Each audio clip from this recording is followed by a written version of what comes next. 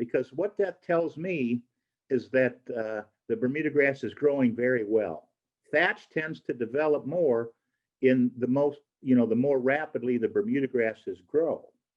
And you can actually measure that organic layer that accumulates on the soil surface.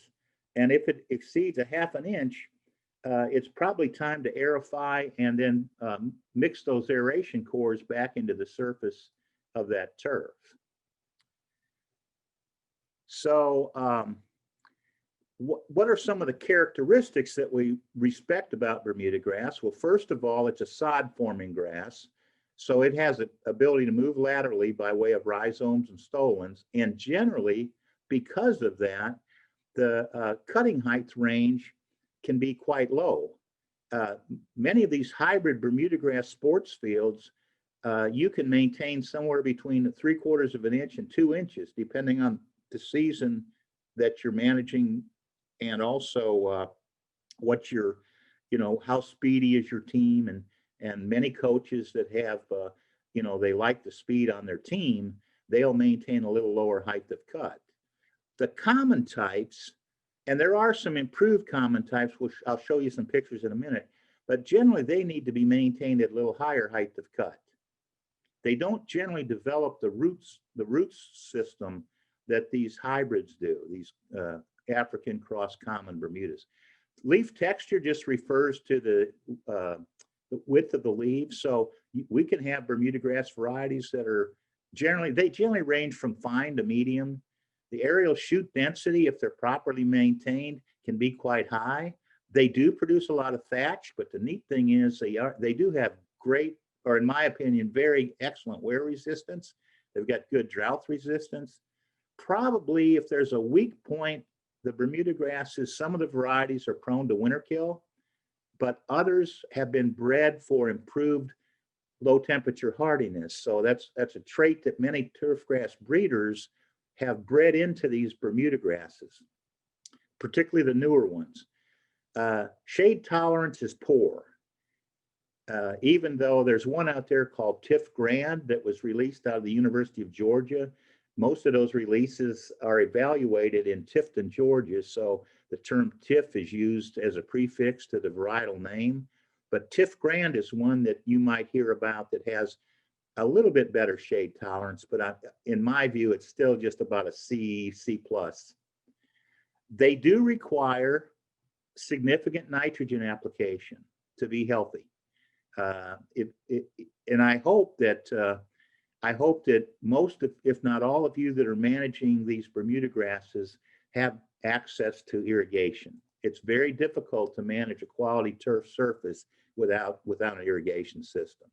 So when you look at the overall growth curve across the year here in Tennessee, it's a bell-shaped curve. And I wanted to show you this graph because if you'll note, the roots can actually remain actively growing in the spring and the fall while the shoot tissue is completely brown. So a lot of folks think, well, because the tissue is discolored because of the low temperatures, the reality is that root system is still functioning and still capable of taking up potassium, especially in phosphorus, from those soils.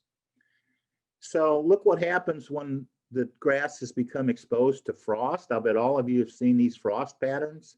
I took this slide at Bellevue Baptist Church on a common Bermuda grass athletic field in Shelby County. But it's interesting to me that the Bermuda grass can go dormant without being exposed to a frost.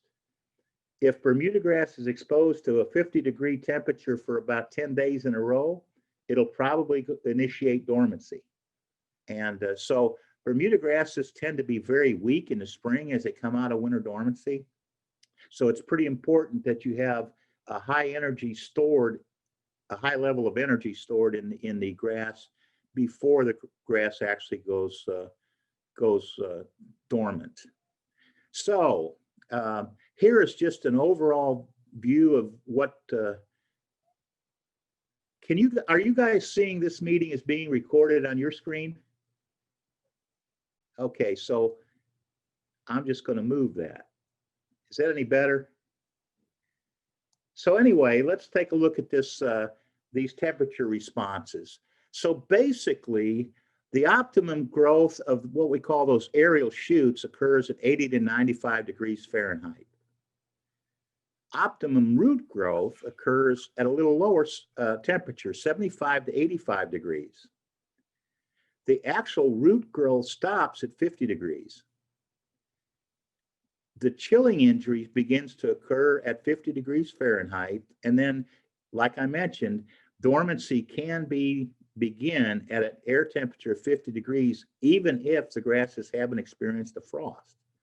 And then at temperatures of 25 degrees Fahrenheit, I would expect to lose a certain number of Bermuda grass plants each year.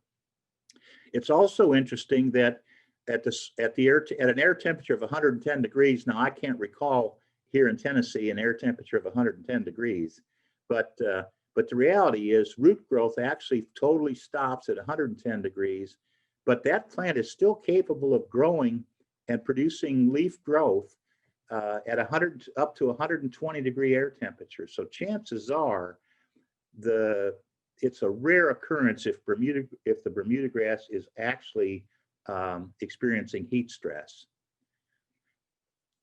To be brutally honest, like I mentioned earlier, I've been at this a little over 35 years now, and one of my favorite grasses of all times has been Tifway Bermuda grass. Some of you may have been marketed to you as Tifton 419, or some people just refer to it as 419. And the term Tifway, the breeder actually identified this particular Bermuda grass because it does have a tendency to grow more upright. So the breeder was thinking in terms of golf course fairways and sports fields.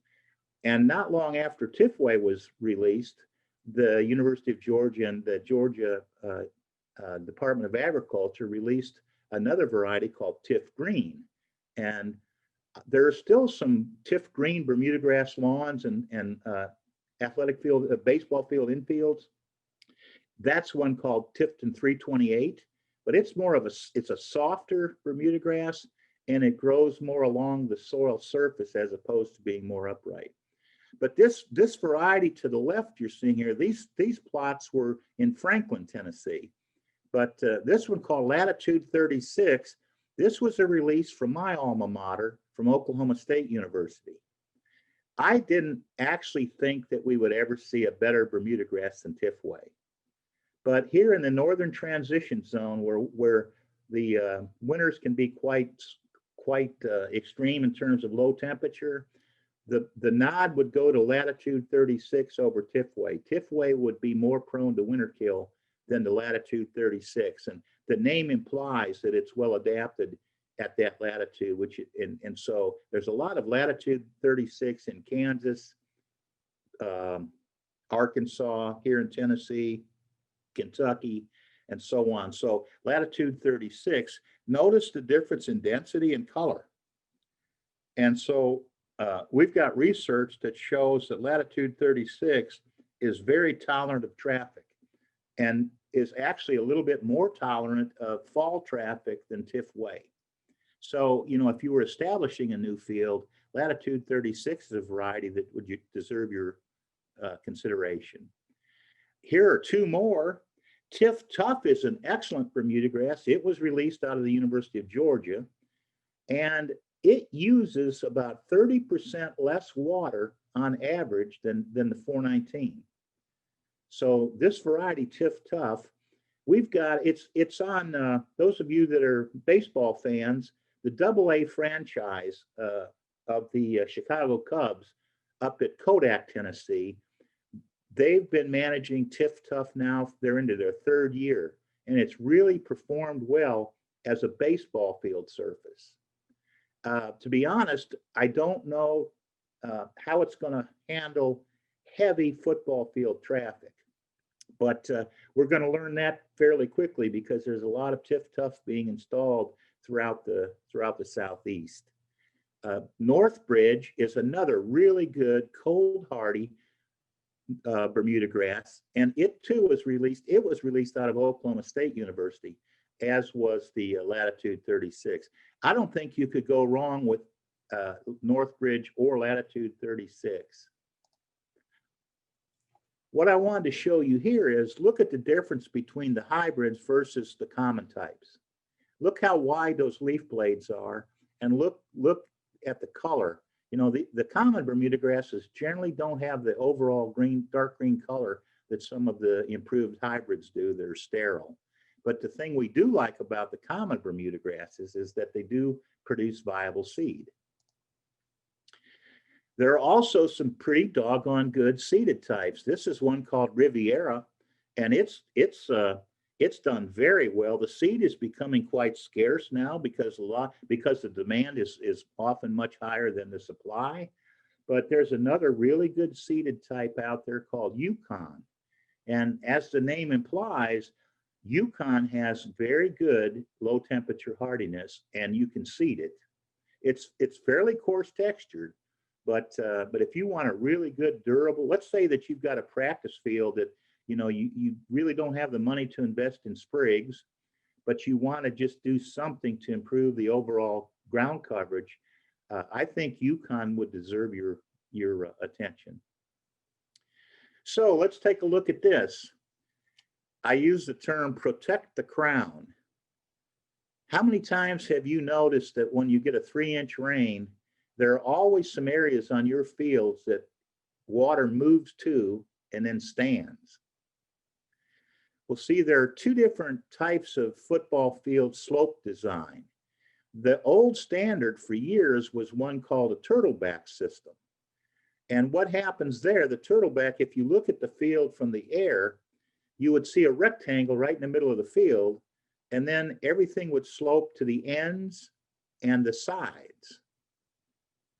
But the challenge with that field, just think about how far water has to move, in this case from east to west, from that rectangle on the easternmost side of that rectangle. Look how far that water has to move to get off the end, through the end zone and out. And it does kind of mess the quarterback up at times. So many of the newest designs, like Shields Watkins, that's what we call a hip roof design. So the slopes are consistent. The highest point on the field of a hip roof is actually on that line that runs parallel to the sidelines. And then once you get to about the 12-yard line, I think it is, you'll start to break that slope to the ends. And so that way your slope from the center to the sidelines is equivalent to the slope from the end of that highest point to the end lines. And so you have a much more natural slope and more uniform slope. So here's kind of the general rule.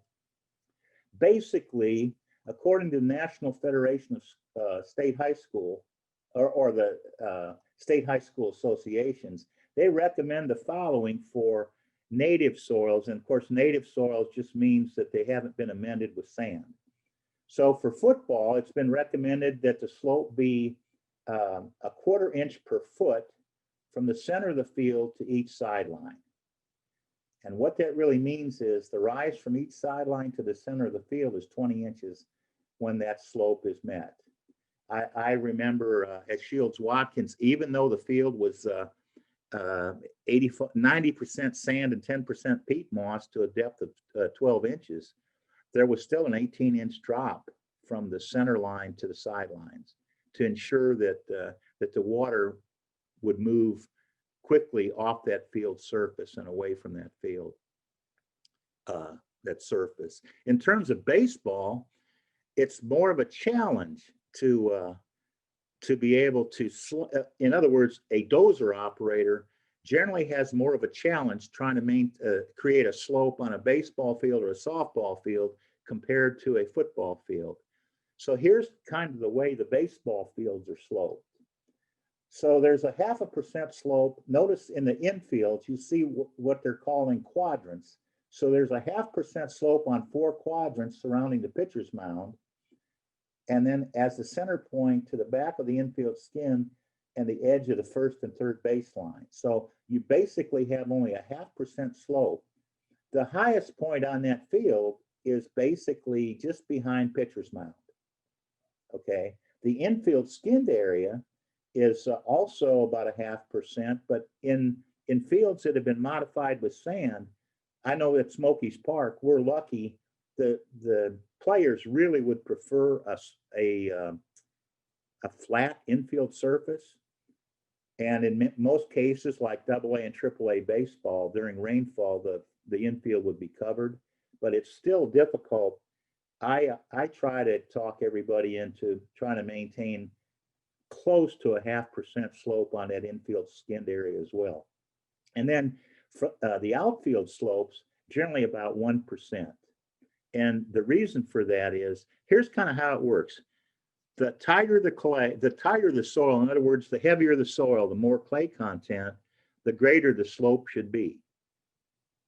As you're dealing with a loam type soil, you can get by with a little less slope. But if you're dealing with a heavy clay soil and you haven't had the opportunity to purchase topsoil, and you know that the rate of infiltration of water into that root zone base is pretty slow, you're probably going to want to add just a little more surface slope. So when I was preparing this presentation, I thought, you know, what would I want to hear about if I'm in the audience? And so I want to just kind of give you an overview of what you might have to do to keep the train on the track. So how would you like to be a conductor on a train that runs into something like this?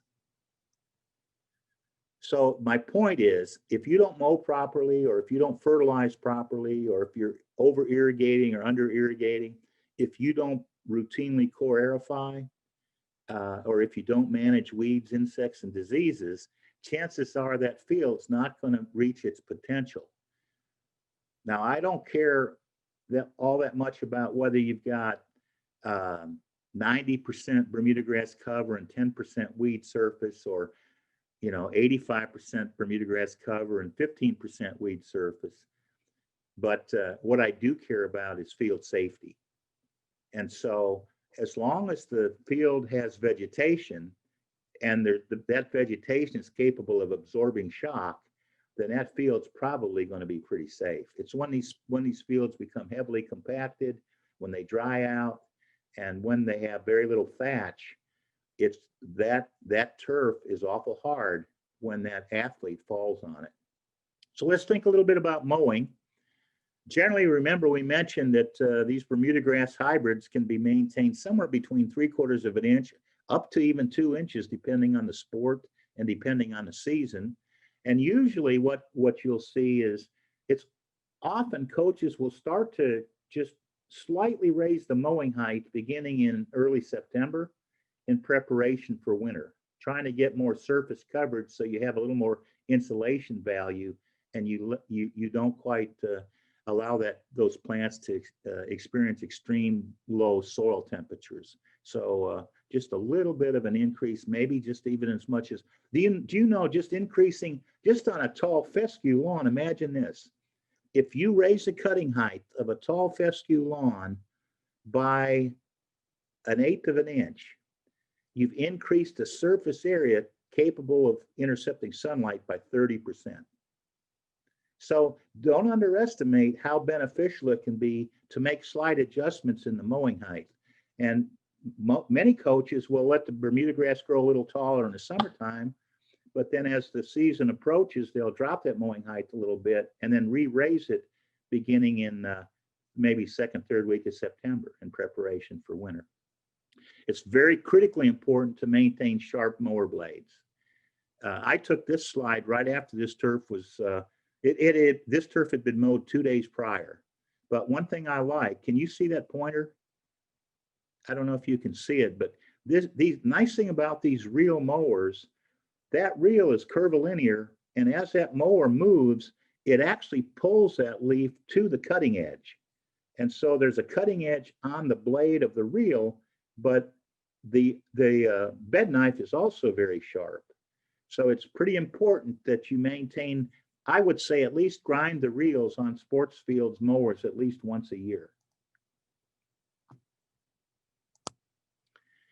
So let's think a little bit now about fertilizers and nutrition, and how you might manage healthy Bermuda grasses in terms of what you're going to fertilize with.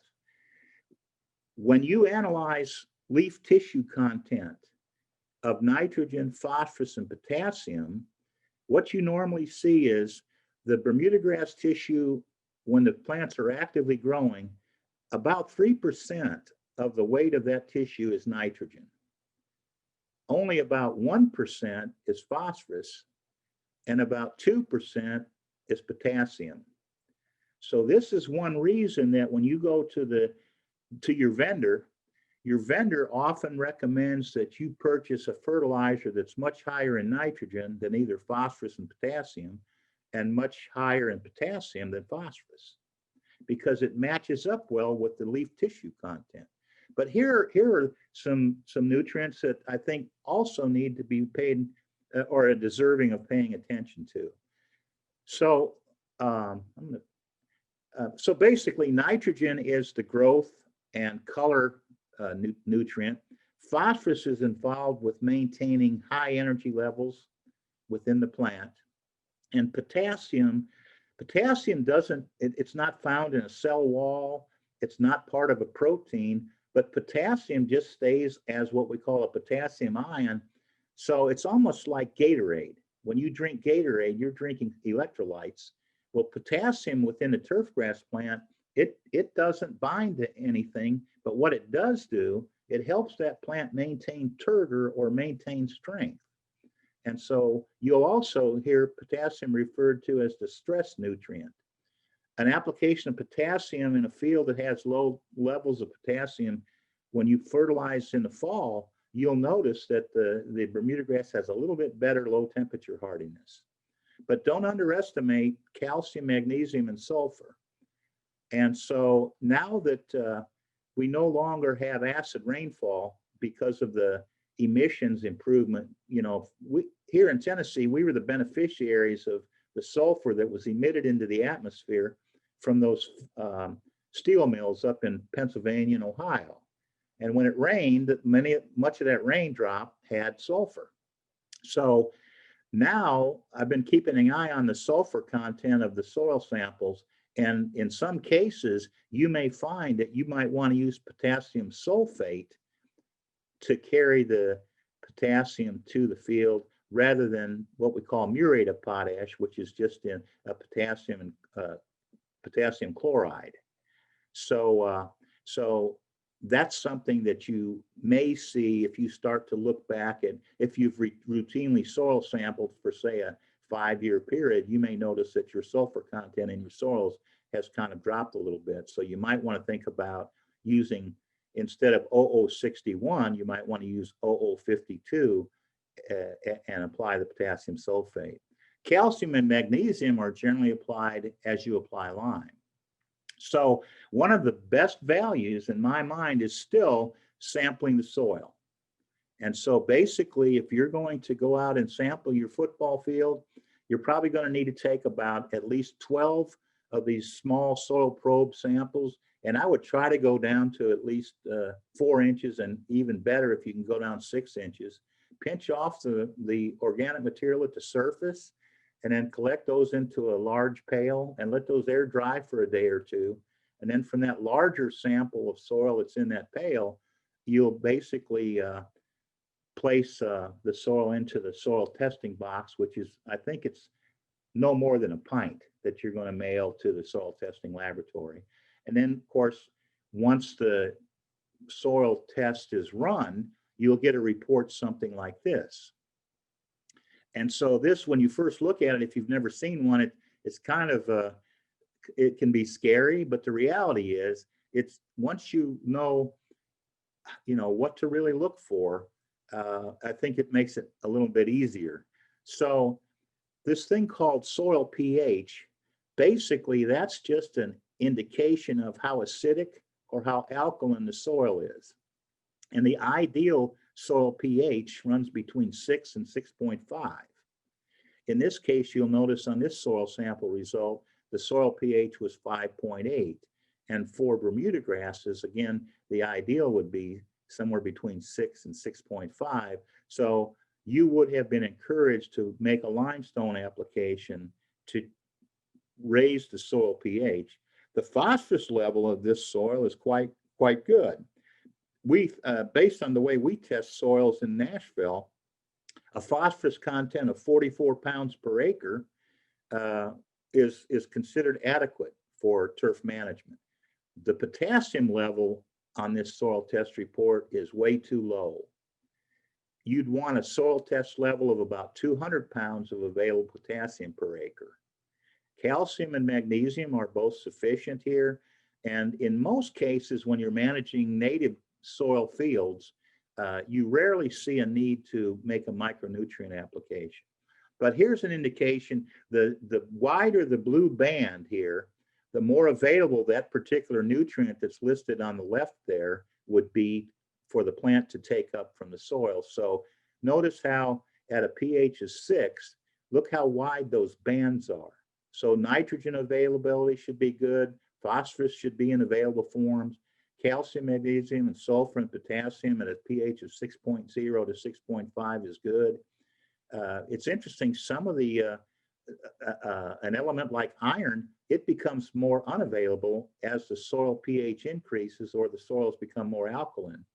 So this is where it gets interesting. If you just go out and make a limestone application to your field without the benefit of a soil test, you may not only be wasting a little money because your soil pH may be in the optimum range, but the other thing is you can create what we call a limestone-induced iron deficiency in your turf.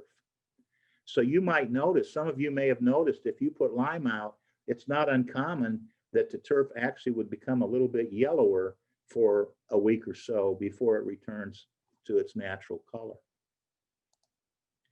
So if I'm going to make a recommendation for limestone application, I'm hoping that, particularly if you're using a push or a rotary spreader, pelletized dolomitic limestone is a really good product. We have pelletized agricultural limestone, and then we have pelletized dolomitic limestone. Well, the only difference is the dolomitic limestone contains much more magnesium, and magnesium is part of the chlorophyll molecule, which actually is involved with the production of the green coloration of the plant. So in most cases, we would prefer to use dolomite or dolomitic limestone as opposed to agricultural limestone. And we like to use pelletized form because it's much easier to broadcast. I'll bet almost all of you have applied urea at some point to an athletic field. It's about 46% nitrogen. So basically, and it's very water soluble. If you apply urea in a granular form like you see here, your normal application rate would be about 100 pounds per acre of the product, and that would deliver about 46 pounds of nitrogen per acre, and an acre is 43,560 square feet. So when you do the math, you're just slightly applying a slightly bit more than 1 pound of nitrogen per 1,000 square feet. You can create a fertilizer burn by applying too much urea. So the fertilizer companies know this, so they have designed a product that is coated. They'll take that urea that we just saw that picture of, and they'll actually coat it with either sulfur or a polymer, which is a plastic-like material, or in this particular case, there are two coats.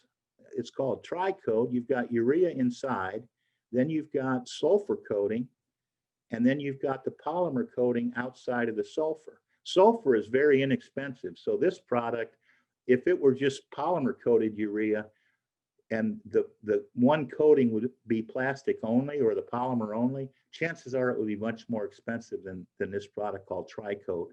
Notice this particular product contains 32% nitrogen. So 100 pounds of this per acre would deliver about 3/4 of a pound of nitrogen per 1,000 square feet. So let's take a look at these blends. Remember now we said that when we look at the tissue analysis of a Bermuda grass plant, for every 3 to 4 pounds of nitrogen in that tissue, you'll see 1 pound of phosphorus and 2 to 3 pounds of, or 2 to 3 pounds of potassium. So in other words, for every 3 pounds of nitrogen or 3% nitrogen, you would have 1% of the tissue level being phosphorus and 2% to 3% of the tissue level being potassium. Well, so in this case, it's not earth-shattering to note that, hey, this particular manufacturer recognized the ratio of nitrogen to phosphorus to potassium in that turfgrass tissue. And here are these formulations that kind of reflect the need of the Bermuda grass to receive much more nitrogen than either phosphorus or potassium. So the fertilizer on the left, you'll notice that it is coated, but this is a 16:5:10 ratio. And then the one on the right is a 19:4:8. So these are quite common in terms of what you might find being marketed to you by your vendors. So bear with me for about another, how are we doing on time? Have I bored you to tears, Jason? I love it. Jason's muted. No, you ain't bored me. Okay. I was just texting my kid right fast. Oh, well, listen, so you let me know. I'm planning on maybe, let's spend another 5 minutes on this fertilization part, and then we'll take some questions if there are any, and then we'll go ahead and finish up here. But you can imagine now, in order to promote the growth and maintain the health of the Bermuda grass, these Bermuda grasses are going to require much more nitrogen in late May, June, July, August, and early September than they will in the spring and the fall. So you see this increased demand for nutrients.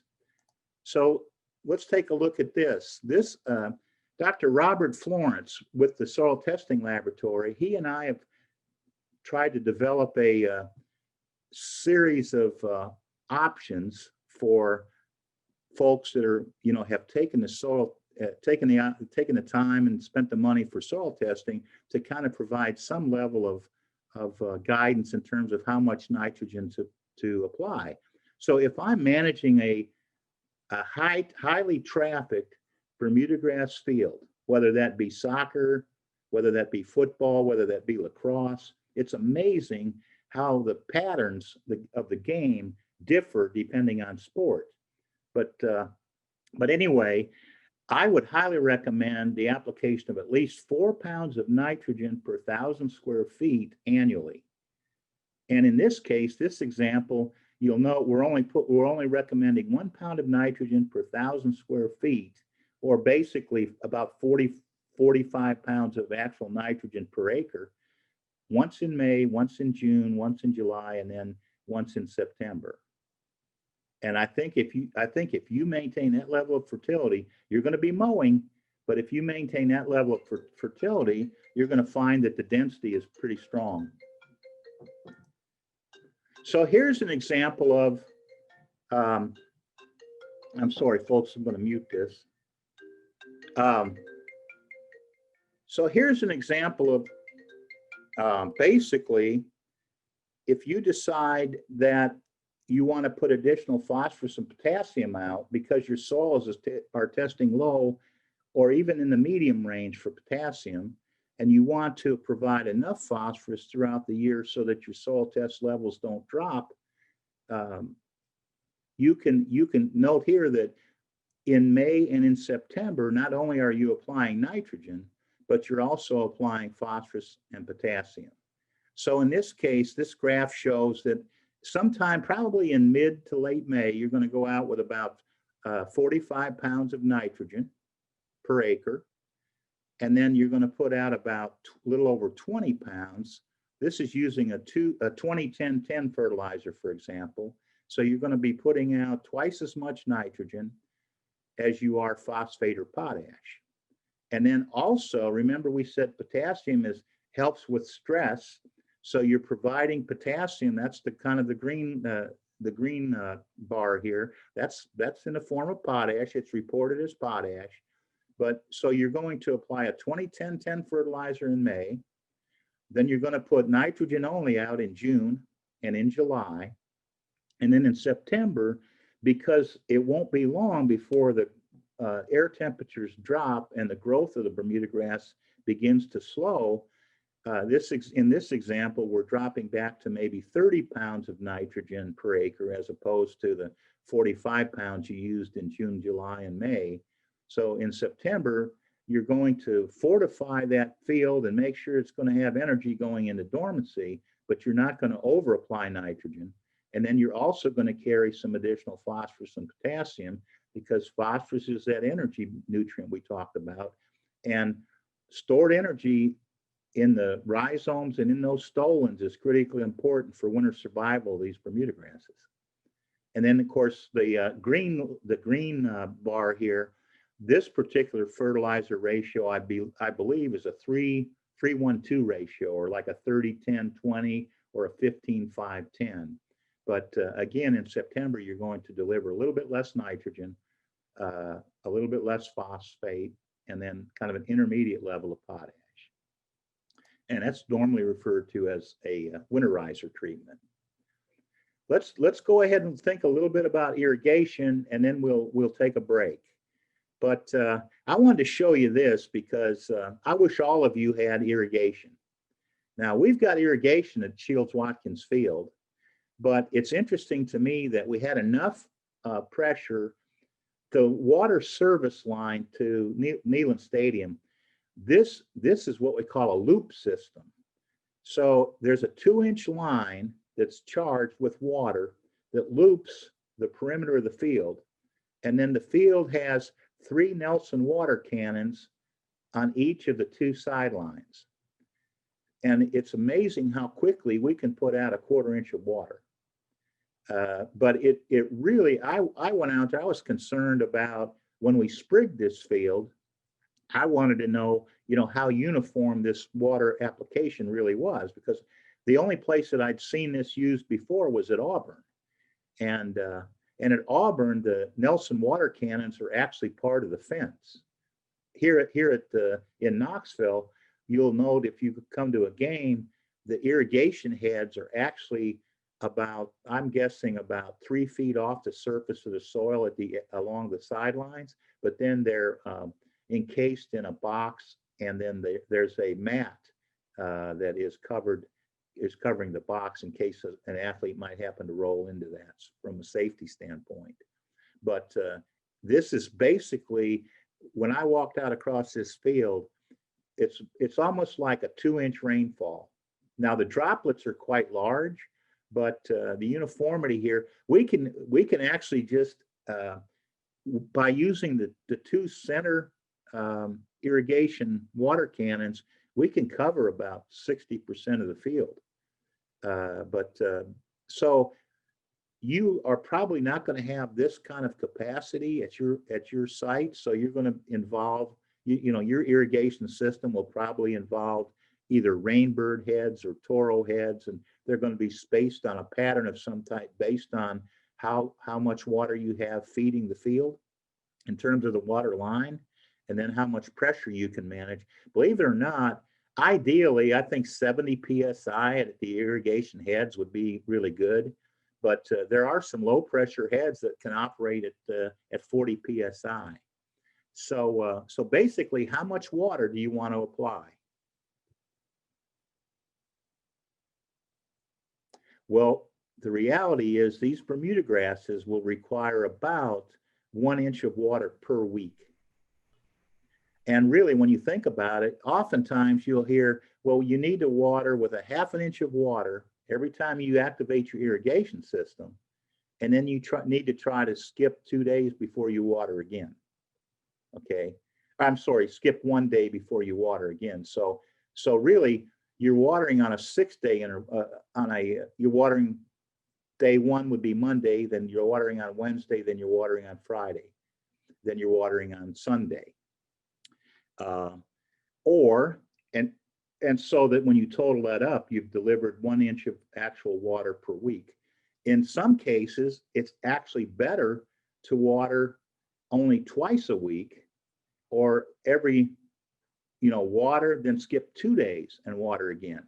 And what you'll find, I think you'll find that the root system may actually be a little bit more developed at lower levels in the soil. If you pamper this Bermudagrass, I think what you'll find is the root system will be a little more shallow than if you can create a light drought stress in these Bermudagrasses, you'll find that the rooting is much better. So again, I wish all of you had the opportunity to manage a field in loam soils. And basically a loam soil consists of a nice balance of clay, because clay is chemically reactive.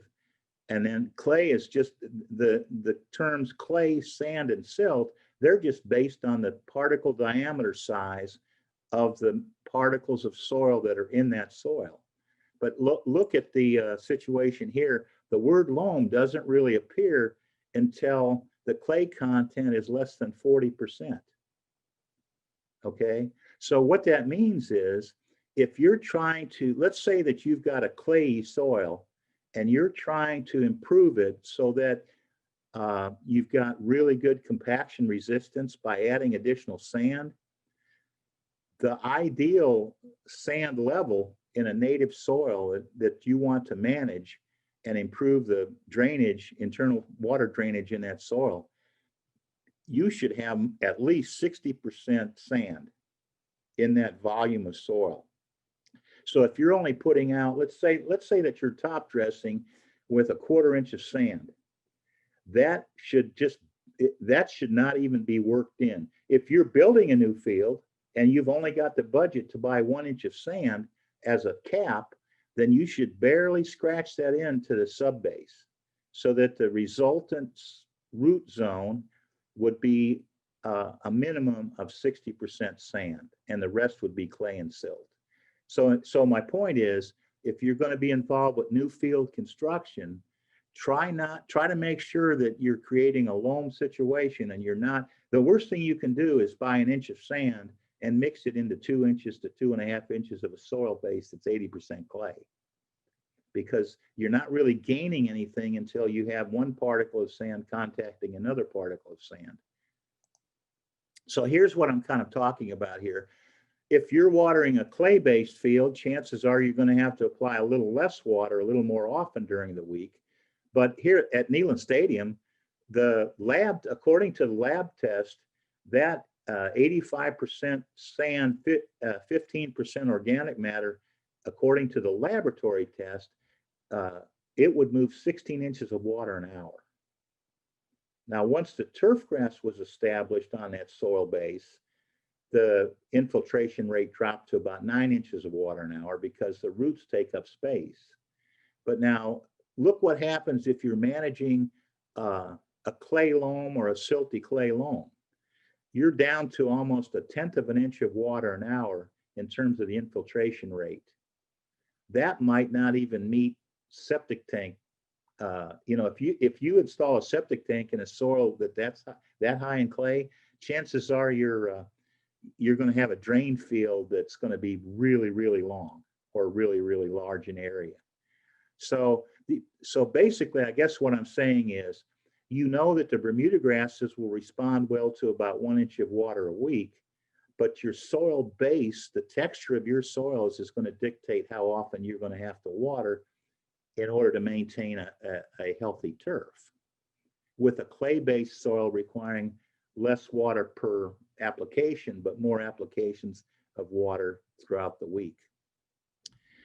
So here's a question that I ask graduate students. Of course, I get to serve on graduate student committees here at the University of Tennessee, and our graduate students that are majoring in turf, they know all about photosynthesis. They know how the plant respires.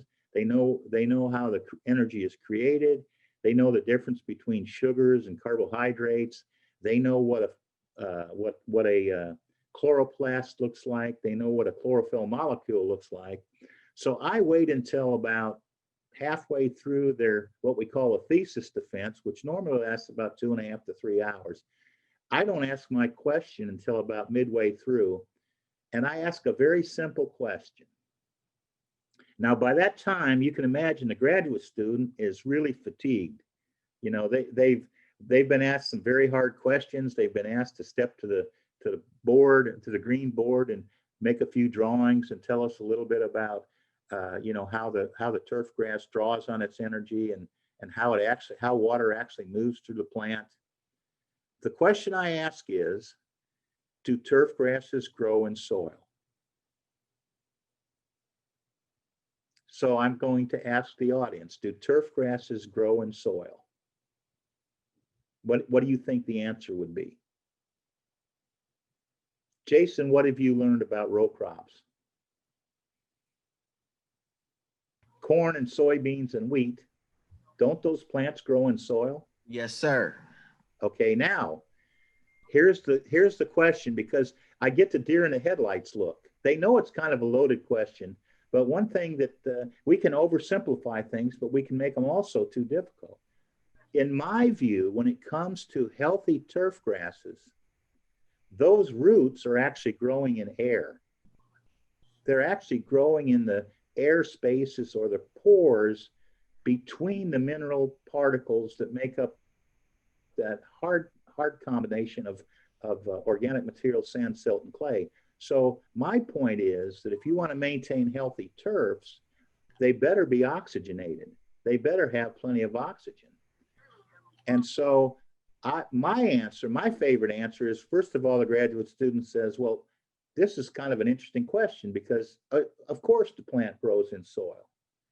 But the reality is the plant roots are growing in the pores that are formed as the sand, silt, and clay particles come into contact with one another. Some of those pores are quite large and some are not. Some are called micropores or capillary pores. And so a soil has both large pores, or what we call non-capillary pores, and then very small pores that we call capillary pores. So if you want to do a little demonstration, you take a straw and you put it in a glass of water. And what happens to the water level in the straw compared to the water level in the glass? The water moves up the straw, right? Well, see, that's kind of like what a capillary pore space allows the soil to do. These turf grasses can draw down the water level during the day in the soils. But then due to the very small pores, the water can be moved from outside of the root system or below the root system back up into the root system due to these fine pores. But macropores in a soil, that allows water to move by gravity through the root zone so that the root zone does not stay saturated. So there has to be a balance between how much water is being held against gravity, because the nutrients that are available for the plant to take up, they actually are taken up from the water solution around the root. So basically, my point is, if you're going to sustain a high quality athletic field in Tennessee, and even though we get 49, 50 some inches of rainfall a year, we don't get that normally 1 inch of rainfall per week throughout the entire growing season. So you're probably going to have to be irrigating. But the question is, can you irrigate such that you're not you're not over irrigating? You don't want any water to run off because you're generally being charged for the water. So basically, how are you going to make sure that there's a certain amount of oxygen available to that plant? Because here's the thing, the interesting thing about turf grasses, think about this. Would any of us be here tonight if it weren't for plants? What do plants produce that we can't as humans?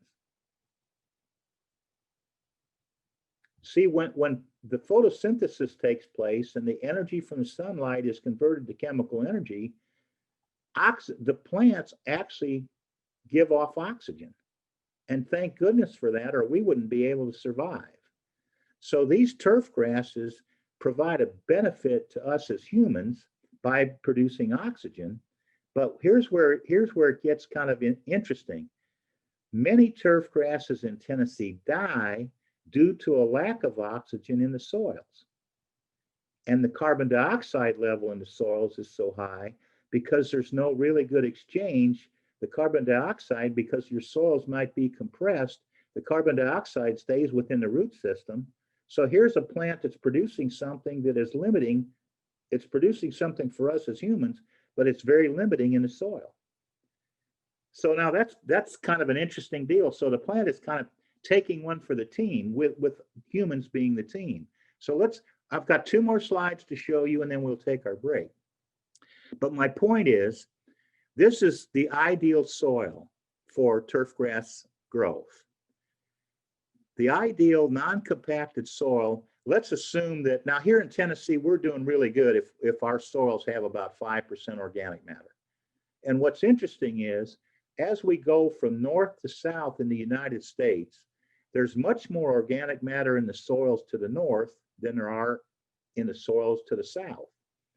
And one reason for that is because warm soils, many of the microorganisms in a warm soil are capable of breaking down organic matter. So the warmer the soils and the longer they stay warm, the microorganisms in the soils have an opportunity to break down that organic matter. But I remember when I was managing a co-op up in Ohio, we would see soil organic matter levels approaching 10%.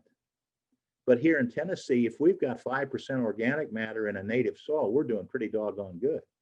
Well, so here's what's interesting to me. Within that 5% organic matter, 4% of that is humus, and humus just means it's very stable. It resists further decay. And then about 0.5% of the organic matter that is in our soils is actually the result of plant roots.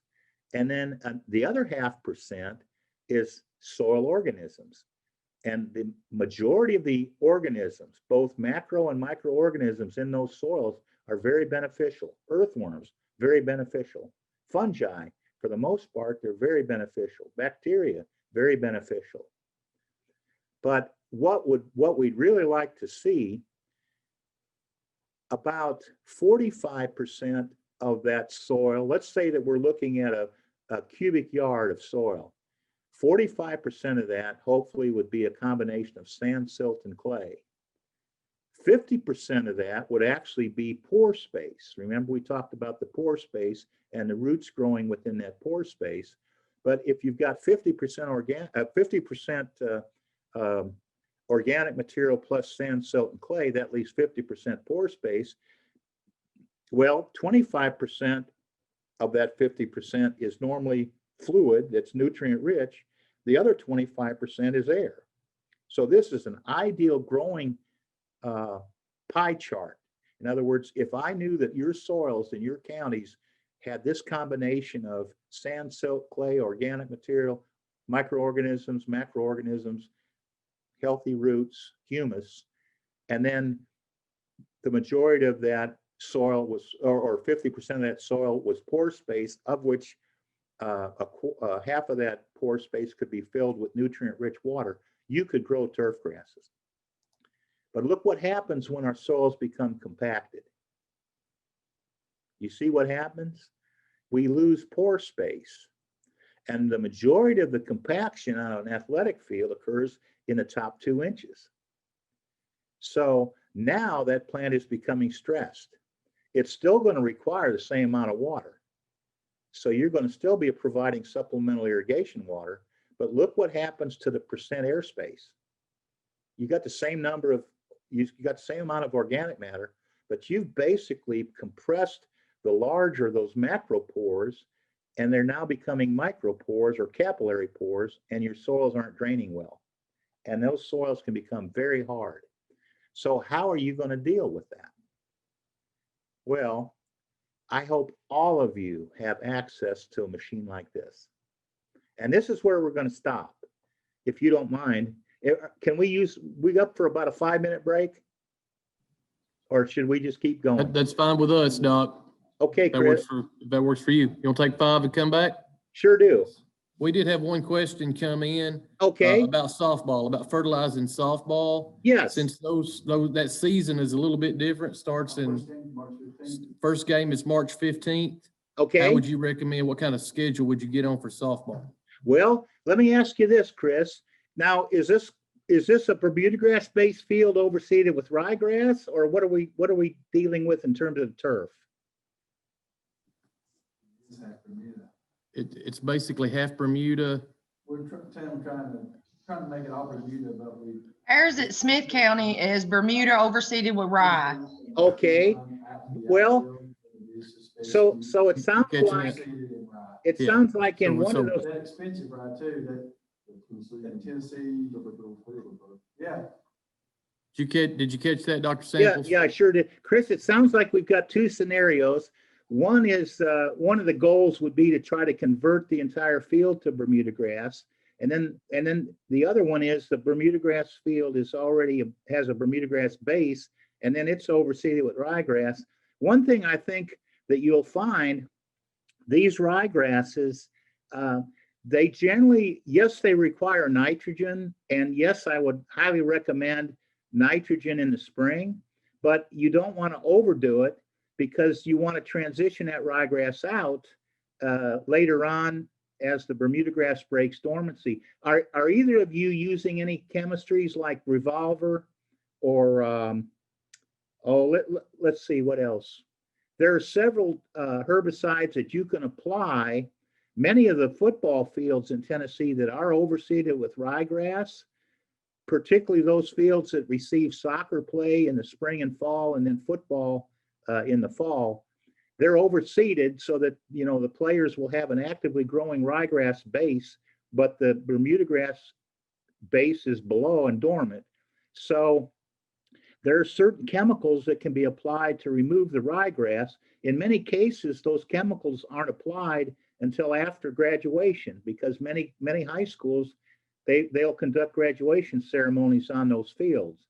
So a product like Revolver can be applied to basically kill the ryegrass without harming the Bermuda grass base, and then you're growing the Bermuda grass base back in for the next few weeks until it's completely covered again.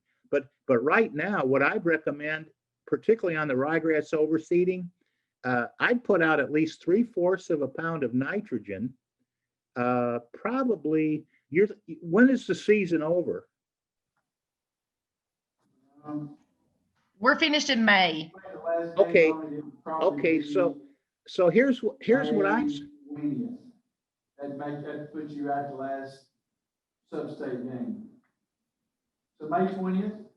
okay, gotcha. Well, what I would highly recommend, I would go with at least no less than a half a pound of nitrogen per 1,000 square feet, but I would go with no more than 3/4 of a pound of nitrogen per 1,000 square feet. So what that really means is, if you decide just to use urea, a very highly water soluble, very concentrated form of nitrogen fertilizer, you'd only have to apply about, let's see, 100 pounds of urea per acre would deliver 1 pound of nitrogen per 1,000 square feet. So you want to put out about anywhere between 2/3 and 3/4 of that. So let's shoot somewhere between 60, no more than 75 pounds of urea per acre on that ryegrass. And then the nitrogen as urea will release to those plants over about a 4 to 6 week period. Okay, but here's the interesting thing. So in other words, I might recommend that you go out in late February or early March with that nitrogen. Again, or you could use, let's say that you wanted to put a little phosphorus and potassium out with that nitrogen. So if you could find like a 20-10-10 fertilizer, you would put out about 4 pounds of fertilizer as a 20-10-10 per 1,000 square feet. And that would be right at about 175 pounds of fertilizer per acre. But because urea is so concentrated, let's see, so 1 pound of urea per 1,000 square feet would deliver about a half a pound of nitrogen. So you're only going to put out about 1.5 pounds of urea per 1,000 square feet, which is, you can barely see that. But one thing you don't want to do is overstimulate the ryegrass at the expense of the Bermuda grass. I don't know, does that make sense? Is this Connie that I'm talking with? The fields look really good right now. We're just Okay. curious what happened to this ryegrass eventually. Well, and in some cases, what I find now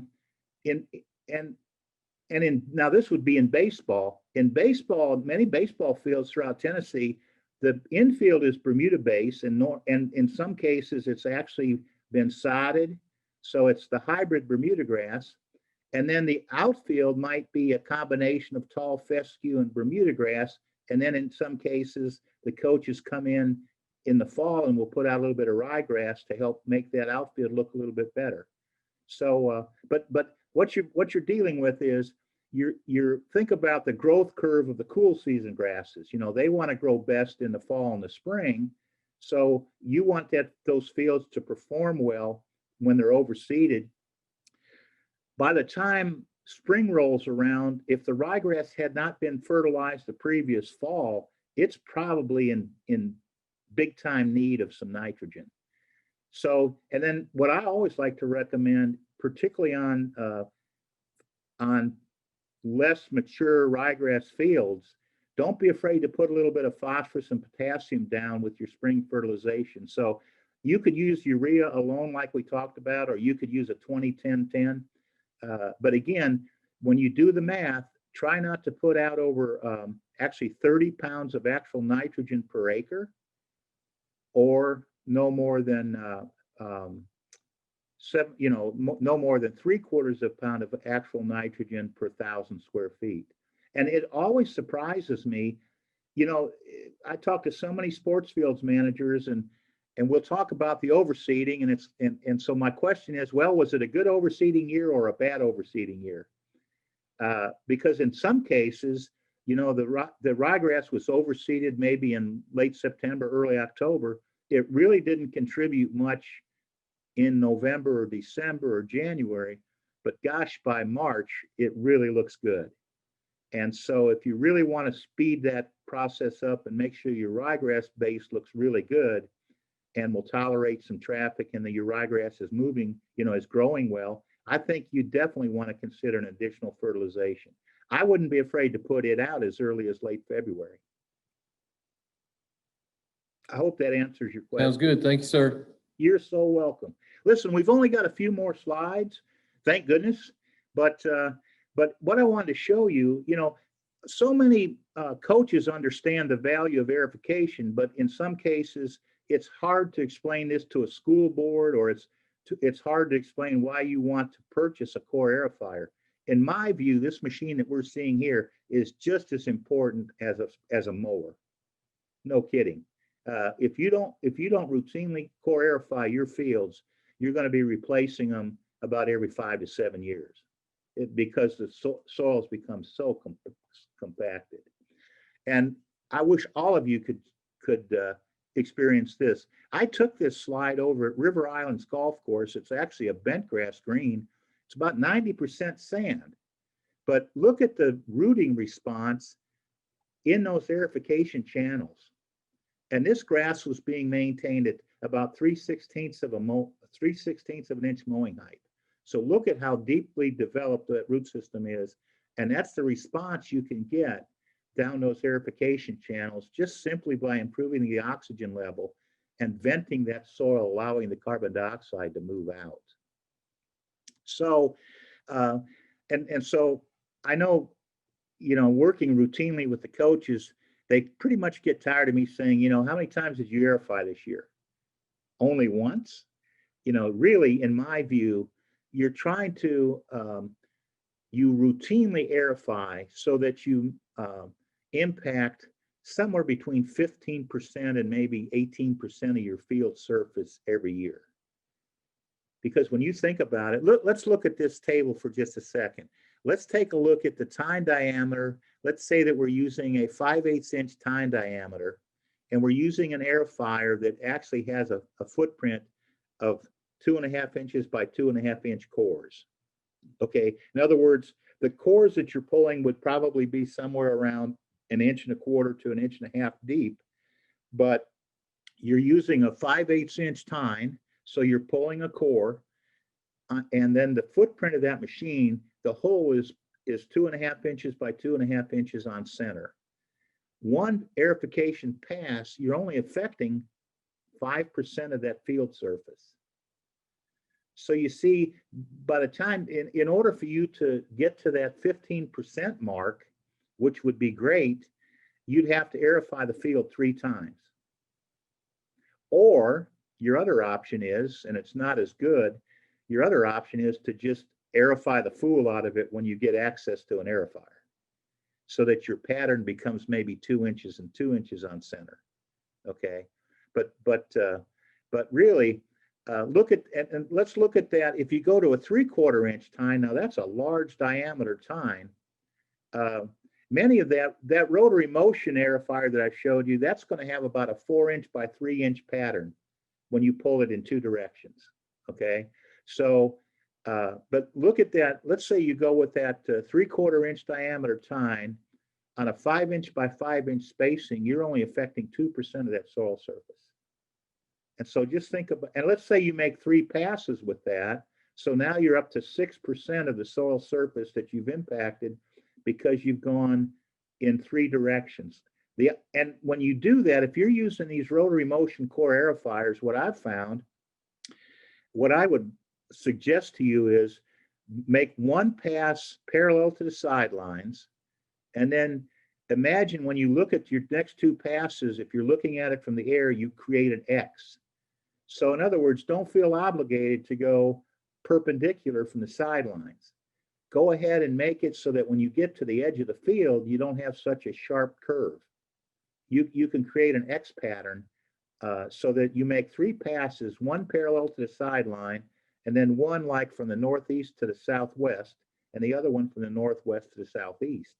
And you'll find that you create less divots and less rutting when you get to the sidelines, when you're coming in at a 30-60 degree angle. But in my view, I would hope that you'd be able to aerify at least twice a year. And then if the budget will allow, and you're trying to improve the texture of the soil and trying to make sure that when you core aerify, you're filling some of those channels with sand so that they don't pinch off at the surface. In other words, that aerification channel's only really going to be effective if it's open at the soil surface. So by filling those channels by top dressing with sand after you aerify, and you might only be able to afford it 1 top dressing every 2 years, or maybe once a year, but it sure is beneficial. I would not just top dress to be top dressing. I would always strategically top dress right after I've core aerified, because your goal is to fill those aeration channels with sand so that water will move through that thatch and down into the soil root zone, or the turfgrass root zone. So a lot of people have asked me, well, how much sand should I use? If your goal is to put out a 1/4 inch sand layer, it takes 3.1 cubic yards of sand to put a 1/4 inch layer of sand over 4,000 square feet. Okay, so on a per acre basis, it takes 34 cubic yards of sand per acre to deliver a 1/4 inch. Well, so basically, we as managers, we think in terms of tons of sand rather than cubic yards or cubic feet. So basically 34 cubic yards of dry sand. Generally dry sand weighs about, thinking around, I'm trying to think, 2,700 pounds per cubic yard. So 34 cubic yards of dry sand will weigh about 91,800 pounds. So in other words, it's going to take about, what would that be? About 46 tons of sand to deliver a 1/4 inch over an acre. So if your goal is to put 1/8 of an inch out, then you're just going to use half that. You're only going to use about 25 tons of sand. Generally, most of our coaches, when they're on football, which is, considering 1.3 acres, you're probably going to use about 65 tons of sand per top dressing event. And that it always impresses me how beneficial that can be.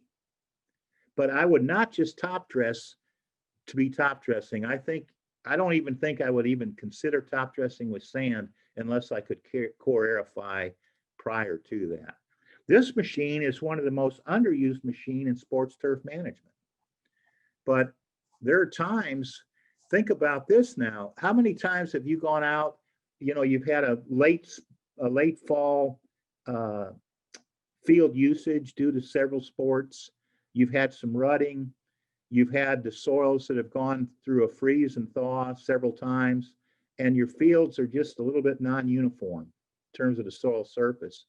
Don't be afraid in the spring to go out and core aerify and then bring a roller in.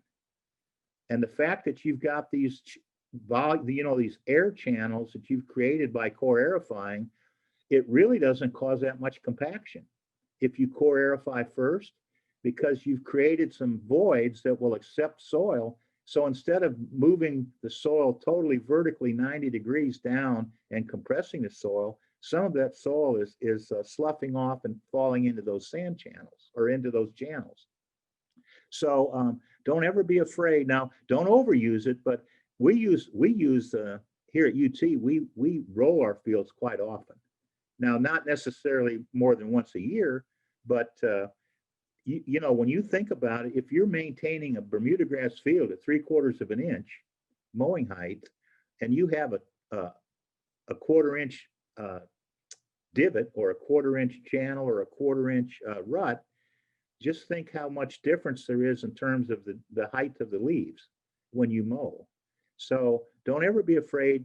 Now, I personally like the water ballast rollers like those pictured up here in the upper right. But if you've got some serious rolling to do to bring that surface back so that when you mow, you're not seeing those scalped areas, don't be afraid to put that 3.5 ton roller on that field sometime in the spring. In order to get the best benefit, your soils must be moist, but you definitely don't want them to be saturated. You don't really want to see a moisture film on your turf when you roll. You want the soils to be moist, not completely dry, but you don't want them totally saturated either. But I've been really surprised at how beneficial aerification and rolling can be when it comes to protecting that crown and preserving that crown. So the last few slides I have, I just wanted to show you some weeds and then talk a little bit about weed control and then the diseases and insects that you may encounter. These are just some of the winter annual weeds that you're probably going to see at some point when you manage these Bermuda grasses. So these winter annuals, the seed germinates probably in September, October, and continues to germinate through the spring, and then the plant completes its life cycle in early summer. This top one to the left is called field madder. This henbit, it's a member of the mint family. So the one in the upper right here, those plants have square stems. Two of the most common winter weeds that are really visible when the Bermuda grasses are dormant. Annual bluegrass is definitely one of the most commonly viewed annual weeds, grassy weeds. And so it's not uncommon. You can actually, when the Bermuda grass is dormant, you can go out and spray Roundup at a pint and a half per acre and take that annual bluegrass out. Whereas if the Roundup were applied when the Bermuda grass was actively growing, you would definitely damage the Bermuda grass. So you've got some options. And then a very common broadleaf weed on dormant Bermuda grass fields is common chickweed. That's the one that's, it kind of resembles a mouse's ear. On the left, you'll see kind of a pointed leaflet. But common chickweed is surely properly named. It's very common here in Tennessee. Summer annual weeds, I'll bet you've probably seen at least 3 of the 4 of these. Goosegrass, that's the one many of the sports turf managers refer to this as silver crabgrass. Look how when you look down on that plant, it looks like spokes on a wheel.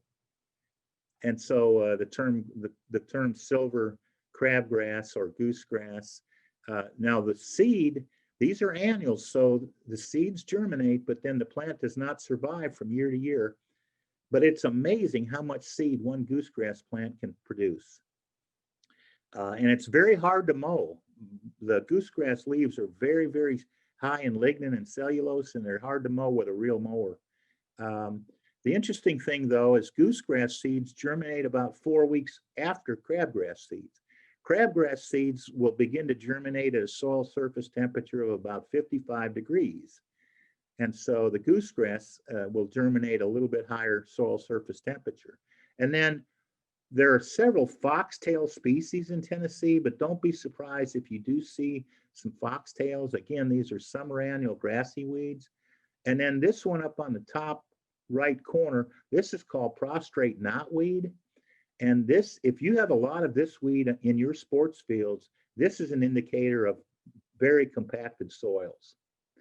I'll see this weed a lot when around areas where the team is entering the field and leaving the field, and in a very concentrated area. So these can be used as indicators. Goosegrass can also be an indicator of heavily compacted soils. And I wanted to show you one approach. You have many herbicides that can be applied before the weed seeds germinate and will control not only crabgrass and goosegrass, but they will control many of the broadleaf weeds that we just saw, depending on when these are applied. In other words, if you have a crabgrass problem and a goosegrass problem, you can use a product like Dimension, or you can use a product like Pre-M. And the Dimension product, it's got a soil half-life of about 120 days. So if you make an application of Dimension, let's say that you make that application knowing that the crabgrass seed is going to germinate in your county maybe as early as April 15th, you might want to put the product out at the end of March, or maybe even as early as middle of March. You've got 120 days average half-life. So that means that you're going to have pretty doggone good crabgrass control for up to 120 days. And so that's basically 4 months. And if you choose to, you could make a second application of that product at half rate at the end of May to carry your crabgrass control through the summer. But many people think of these as crabgrass control products only, but it always is surprising when you look at the list of annual broadleaf weeds that these products will control. I really like the product Barricade. It has a very long half-life as well. And I know that many sports fields managers, they know that the soil half-life of this product called Barricade, again, it's going to go out before the weed seeds germinate, but what they'll do, they'll mix Barricade with Roundup and apply this product while the Bermuda grass is dormant, so that they're cleaning up the annual weeds that you're seeing in your dormant Bermuda grass, because the Roundup's controlling the majority of those. And then you're also at the same time putting down this preventer that's going to provide crabgrass and goosegrass control, as well as many of the summer annual weeds. So it's kind of a double whammy in terms of the weed population. And it's a very economical way to begin your annual weed control program. In terms of insects you might see, this is the common armyworm. And some of you may notice that when the lights are on, you'll see these little moths flying up to the lights, and they are attracted to lights. But this is just the common armyworm, and it generally is active throughout much of the summer. This one is called fall armyworm. Thanks to our friends to the south, these are actually migratory pests. Fall armyworm moths fly from the coastal states and even to Central America up here to Tennessee, where they deposit eggs, and then the eggs develop into, the eggs will hatch and develop into these armyworms. And the term armyworm is really, it's really descriptive, because I've seen just hundreds of armyworms take over a turf area. And it's interesting because fall armyworms, most of our county agents will know about how the armyworm population is looking. Sometimes they'll show up as early as mid-July, and particularly in West Tennessee, many of the turfs are subject to fall armyworm activity, because the fall armyworm not only feeds on turfs, but also on several of the crops that are grown in that area of the state. If you're managing Bermuda grass, you will see these cutters here. The mass chafer larvae, these grubs can be identified based on their characteristics of the raster, which is the the butt end of that particular grub. The mass chafer grub pretty much stays below the soil surface. This green June beetle larva, those of you that are real familiar with the green, the June bug, this green June beetle, this larva comes up to the surface every evening, and it actually prefers to crawl on its back. So these insects can be treated.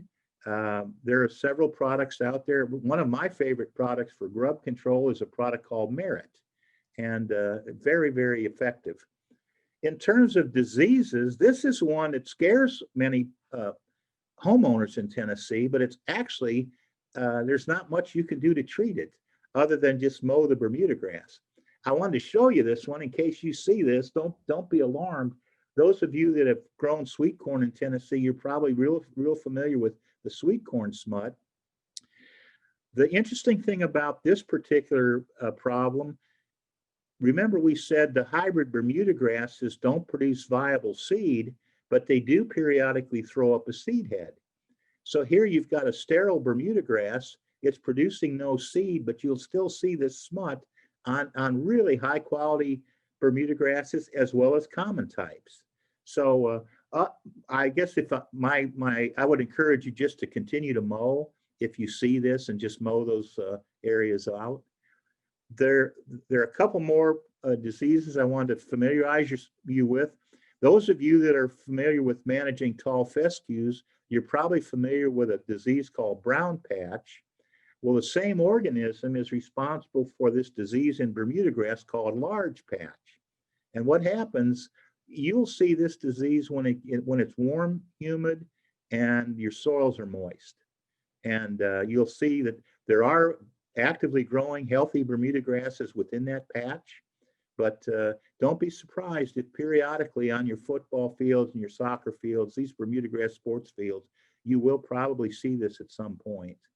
And there are fungicides you can treat with if you choose to. Here's one that it's something that's kind of interesting. I'll share this story with you, and then we'll call it an evening. But I had a great friend when I was at Oklahoma State. His name was Tom Fermanian. And Tom, at the time, he was working on his PhD and I was working on my master's degree, but he was trying to identify the organism that would cause this problem in Bermuda grass. And his thinking was, if he could isolate this organism, he would have a biological control for Bermuda grass.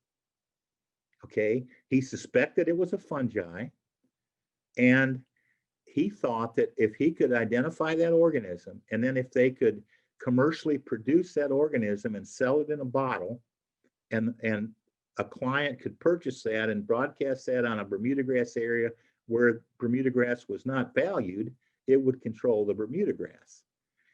Well, he worked for 3 years to try to identify the organism and isolate the organism and identify it.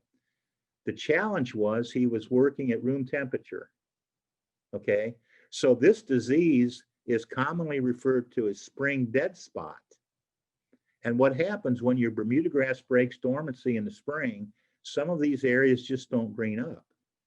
And what this is caused by is a fungal organism, but it's interesting that the organism was actually active at very low temperatures the previous fall.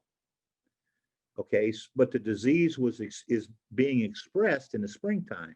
So had Tom Fermanian, my good friend, been isolating this organism at temperatures of about 40 degrees, he probably would have been very successful in identifying this particular, the causal agent of this particular problem.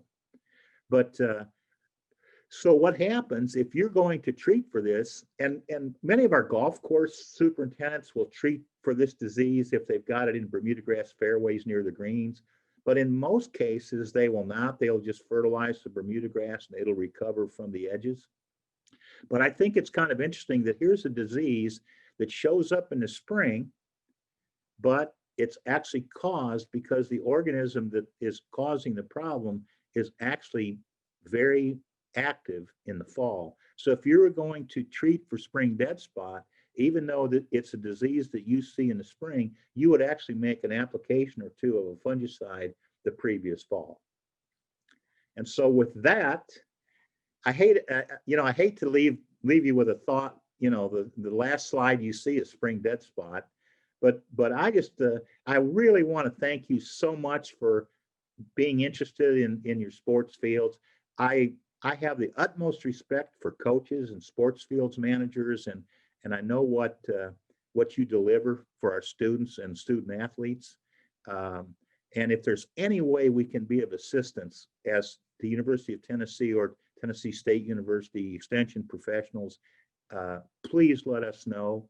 If we don't have all the answers, one of my best answers is, hey, I don't know, but I can search. Let me. And some of the most interesting challenges are trying to figure out, okay, what it is.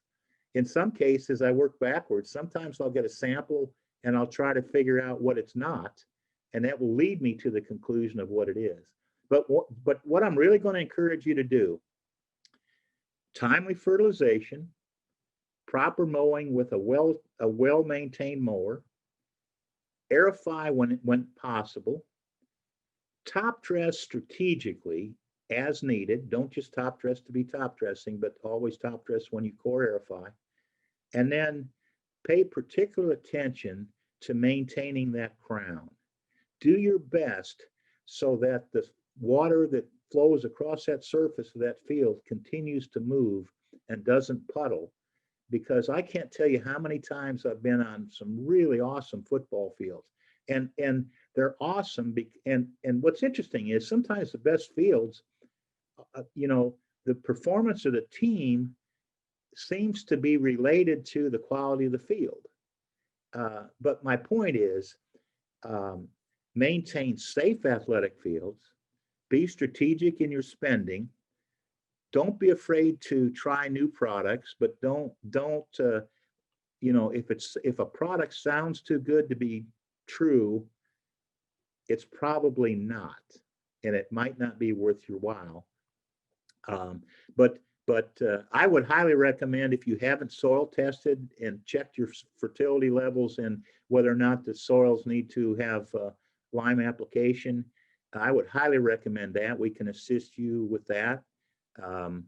We've got an awesome director of the Soil Plant and Pest Center, and we've got specialists there. I'm the turfgrass specialist, but we have awesome plant pathologists. We have a lot of support. But one thing I know we have is we have motivated and talented county extension professionals, and many of those are with us tonight. So with that said, I think I want to wrap it up. I think we might have, Chris, I'm sorry if we ran a little long. We're perfect on time. We've got two quick questions if you got a minute to answer. Oh, I sure do. One in the chat and one here in person. The one in the chat was annual bluegrass control in Bermuda. Is there a chemical you would recommend for annual bluegrass control? There sure is. Believe it or not, yeah, Chris, believe it or not, annual bluegrass is controlled by many of the same products you use for crabgrass control. Your timing's just different. So, and the annual bluegrass is best controlled by using a pre-emergence herbicide. Many of the broadleaf weeds that I showed you, remember that chickweed and the field matter, those could be controlled with products that are sprayed that directly contact the tissue of the plant that's already in your turf. But for most effective annual bluegrass control, think about a product like Dimension we talked about with a 120-day half-life. You could put Dimension out in mid-September, and you probably wouldn't begin to even see annual bluegrass until the following spring. Okay, now if you can't afford to use the pre-emergence herbicide for annual bluegrass control because you're using that same herbicide for the crabgrass control and goosegrass control in the spring, as well as those summer annual broadleaf weeds, what you might want to think about is let the Bermuda grass go dormant and then make that glyphosate application to dormant Bermuda grass, and that Roundup or that glyphosate should control that annual bluegrass. But see, the problem with that is your clients and your student athletes, they see the annual bluegrass, it emerges, and then you have to spray it out. The nice thing about the pre-emergence herbicides, the Dimension product, the Barricade product, those are over 90% effective in controlling annual bluegrass seeds. They actually don't they don't prevent the seed from germinating. They're actually taken up as the seedling moves upward in the soil.